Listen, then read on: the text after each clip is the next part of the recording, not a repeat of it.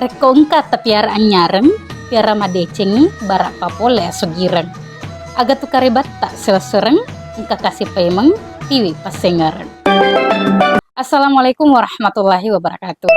Mengawali pagi ini dengan sebuah pasat tomatua, paseng riagi.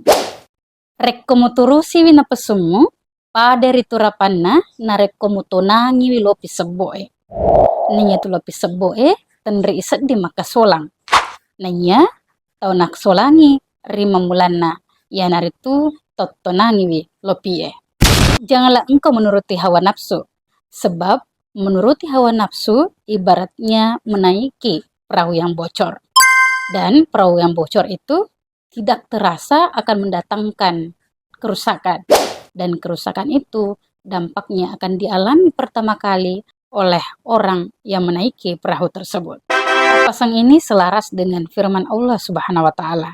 Dan siapakah yang lebih sesat daripada orang-orang yang mengikuti hawa nafsunya? Surah Al-Qasas ayat 50.